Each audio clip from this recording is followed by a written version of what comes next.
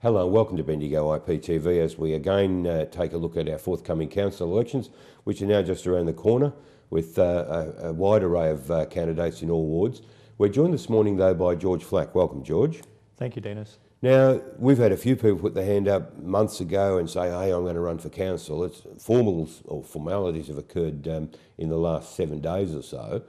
You contested when? 2012 last time you contested, George? That's correct. And yes. pulled, what, about 16% of the vote or something? That's correct. Yeah. So what's prompted you to have a go now? And was it based on that experience, or what's made you think, hey, I'm going to have another crack this time and I'm serious about it? It's most certainly, Dennis, and I think by virtue of not being selected as a councillor 4 years ago, it's given me the ability to have an apprenticeship. So I've been regularly attending the council meetings. I've been contributing to things like the independent review in 2013, to the council budget process that happens around about the May, June of every year. And fortunately, the council has allowed the contributors to attend and present in person the last couple of years, so I've done that as well. I did pick up, George, and I don't know whether I read it now or whether it was last time we spoke.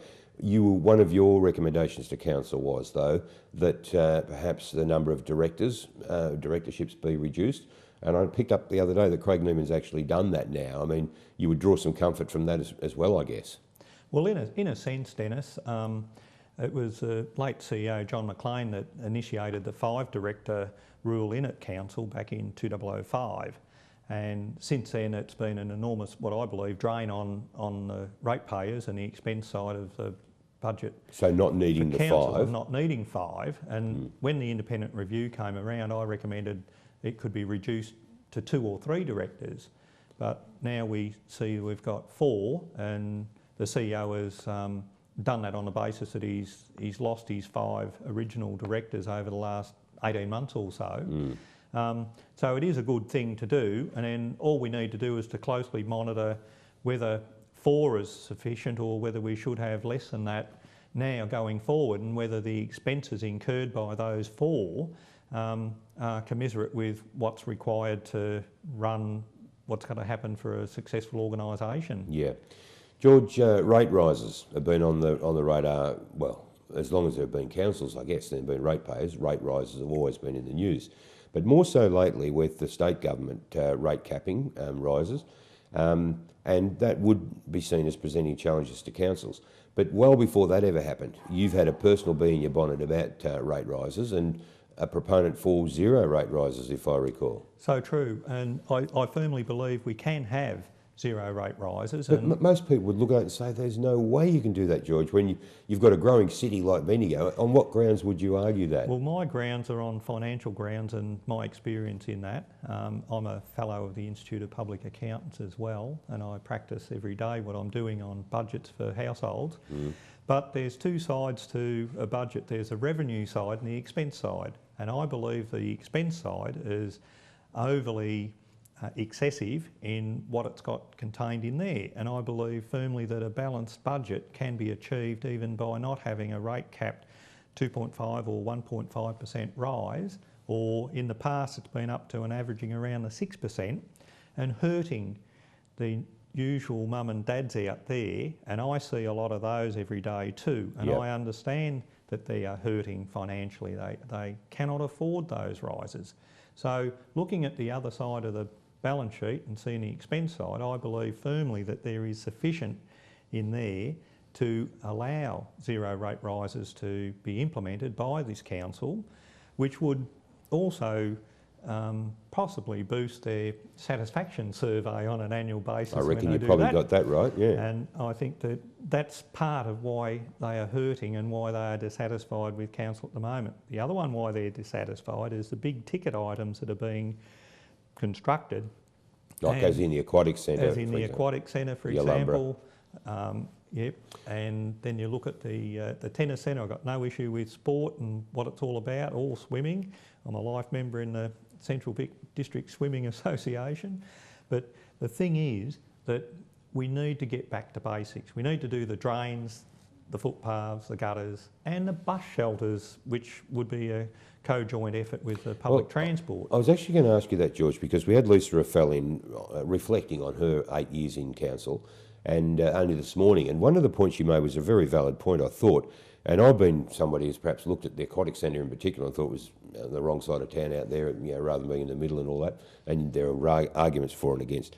But she made a very interesting point. She said, what do you do, though, when a government presents you with a big fat cheque, an amount of money, and you know how much was involved out there, and it so reduces the contribution required from ratepayers. And she said, really, it's so difficult because if you say no, then the cost is only going to go up over the next 5 to 10 years when you may do the project. How do you see that balance working? I mean, surely you have to grab the money while it's there. You've got somebody like Daniel Andrews, with 70 billion coming in from the Port of Melbourne lease. So good opportunities there. Interesting times ahead. Yeah. But look, with the 15 million off the state government, there were projects around the state that actually completed swimming pools and aquatic centres equivalent to around $17 million. Ballarat's one, for example. And so there was a potential to construct something for a less grander amount of funds. It didn't need to be really $31 million where it's at the moment, and who knows whether that's the bottom line or whether it'll increase from there. And it's a bit like, as you said about your lumber and the 3 point whatever million grown to over 5 million with what had to be expended there in and where's that going to end as well, with ongoings? So you ask, well, how long's a piece of string and how long does it have to be?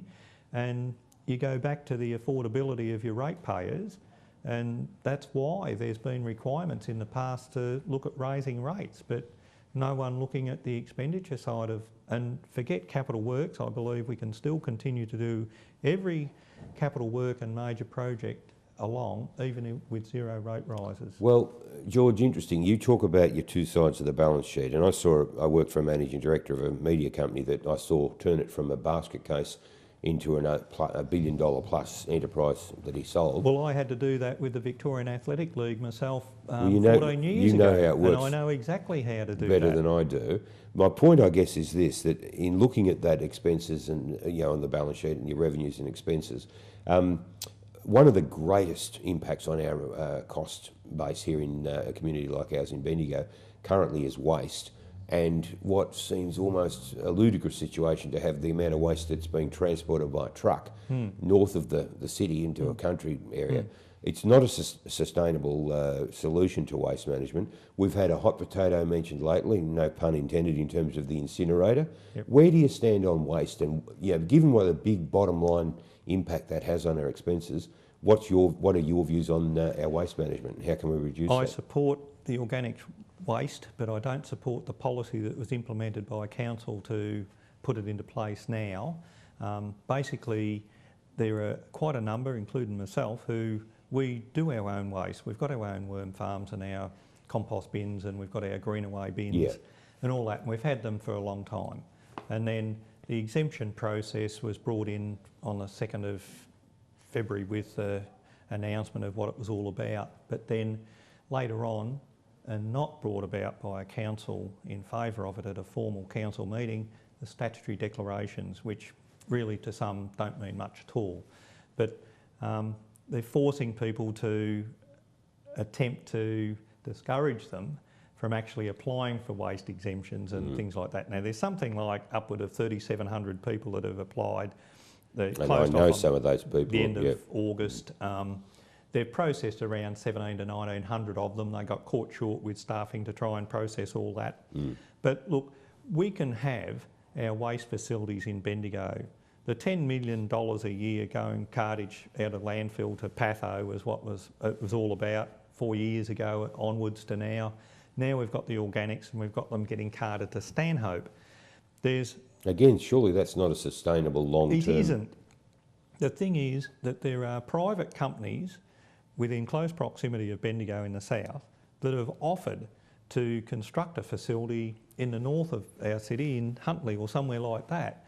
That means it's there on the spot, eliminating that waste cost of anything up to $10 million a year. You're talking an incinerator type based thing that reduces the volume? There's a word for it, from something to something waste as a terminology they use. It's not much dissimilar to it, because it's the organics waste. It rots down and creates what it creates for what can then be on-sold. So energy type to go stuff back or, into your garden or somewhere. So it's a recyclable product as such and not an incinerator product. With the incinerators and having a bit of knowledge of incineration from 47 years of being a volunteer firefighter, you see it all the time in all sorts of ways, from cremation of virtual things. But incineration is another way, and there are facilities in places like Western Australia that have been able to construct them for reasonable prices and to contain them in such a way that they've got them. Two incinerators, one serves the purpose of that council, and the other one, they've constructed it into a business proposition to service all the outlying other councils around the state and make money for the council. Exactly. Now, once you start bringing in additional revenues from that type of stream... Because it's a common problem that faces every council. You've got a much stronger argument for why you don't need to raise rates for the common, ordinary ratepayer out there. George, Lisa Raffel, and it's been really interesting. We had Rod Campbell in the week before, Lisa in this morning, reflecting on their years in council. And Lisa was interesting. She said she hit the desk there on her first day and thought, I'm going to change the world. I have so many great things I want to do. She was the first mayor in the 2012-13 era of that 4-year term. Yeah, well, she really, I found it really interesting to see the way she remembered her experience, because the one thing she's come away from it with, I think, that's probably more enduring than any, was a sense that what's perhaps required more than anything else, more even than vision, is the ability for the 9 people sitting around the table to have a level of consensus. So to prioritise those issues that are being acted on or to be acted on, those visions to be budgeted for or whatever. But more than anything else, her point was, it doesn't matter how good your vision is.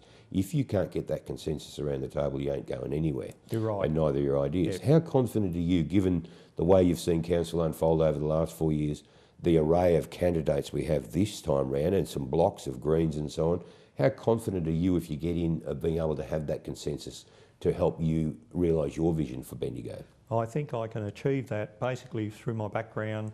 I've mentioned CFA, that's a team approach, and that's always been the way we've operated in CFA. In Maris Brass for the last 52 years. It's not. So you're not playing out of tune there? That's correct. And if you're playing out of tune... they'd be the first to tell you. Very divisive in that way, particularly in contests. And we won the Bendigo C-grade competitions in May and beat 3 top-class Melbourne bands. Now, here we are sitting under that. So you don't achieve cohesiveness in a team approach if you're not with the team. And it's like the swans flying through the air, one gets out of kilter, the others drop back and help bring them back on stream. And that's what's got to happen. And 32 candidates is a lot of candidates. There's still only 9 council positions. And I see it's exciting times. I don't ever have an issue with that. They're going to be very interesting times. George, thanks so much for taking the time today to outline your vision and having put your hand up now. We very much look forward to monitoring how things unfold with the overall campaign, but with people like you in particular. So we'll perhaps have you back from time to time between now and when people actually hit the polling booth. So well done for putting your hand up, and thanks for attending today. Thanks, Dennis. My pleasure. Thank you for joining us today, and we'll look forward to bringing you more council candidates as we can between now and council election time.